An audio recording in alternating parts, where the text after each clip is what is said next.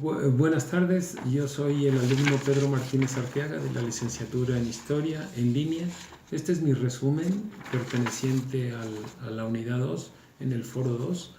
que se nos pide que hablemos acerca de lo que es la microhistoria mexicana, la microhistoria italiana y también partiendo del concepto general de la historia regional. Quiero iniciar primero por el concepto de la historia regional. Si bien es cierta, puede estar delimitado por coordenadas geográficas, también es cierto que no puede tener un límite físico específico, puesto que trasciende más allá de ello en lo geográfico. Es una historia diferente a la que cotidianamente se ha exigido en el aspecto epistemológico de la ciencia histórica. Además, su objetivo fundamental es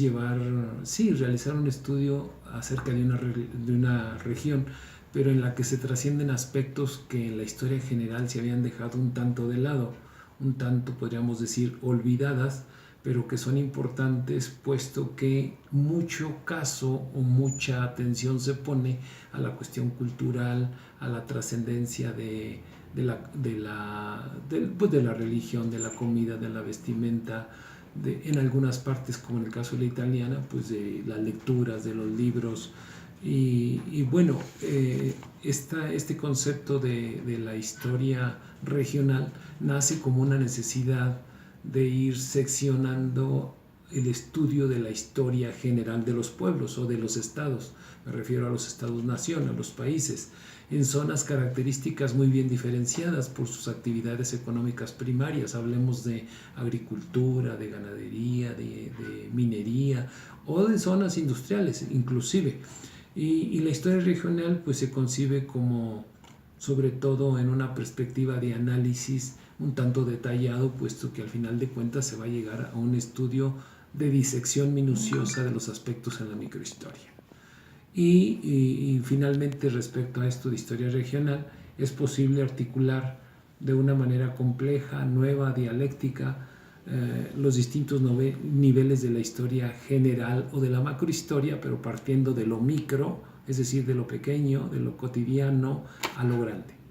Vamos a ver en qué consiste la microhistoria mexicana. La microhistoria mexicana pues es de producto o se nace la idea a partir de un concepto nuevo que emana de la obra de Luis González y González, que a partir de su obra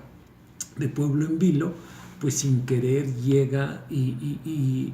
hace una propuesta al mundo en el sentido de que retoma actividades, quehaceres humanos inherentes justamente a los nativos de la región en San José de Gracia, colindante con otras dos entidades federativas, donde se rigen actividades con el gobierno eclesiástico, tradiciones, danzas, comidas, vestidos, etcétera, la tradición oral, una forma característica de ir transmitiendo el conocimiento de generación en generación, y sobre todo un concepto que en su lectura emana es que no es solamente la patria, sino un concepto nuevo llamado la matria, que viene de la etimología de madre, y busca estudiar los aspectos de la vida, no solamente de la historia oficial, sino de lo cotidiano de los pueblos. Y otra cosa es que se evoca a los antepasados a través de las generaciones, y es como se va quedando el registro de la historia oral. Pues bueno, en especial que trata de atender en los lugares en el que uno nace, por pequeños que seas, pero no por eso deja de ser significativo. A diferencia de la microhistoria italiana, en la que es totalmente distinta, porque era otra realidad, venía de miles y siglos anteriores, de una cultura, valga la redundancia, más cultural, en tanto tenían fuentes de conocimiento como los libros referentes con el personaje de Menoscio, en el que producto de estas dos historias regionales va a emanar un concepto importante como la historia regional por allá de mediados del siglo XX, consolidados en los 60, en los 70 del siglo pasado, y que bueno, esta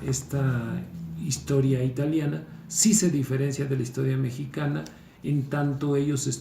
no estudian a los pueblos como tales, sino lo que sucede en los pueblos. aunque hay poca similitud porque la forma de abordarlo los dos autores es distintas, pero yo diría a la vez complementarias.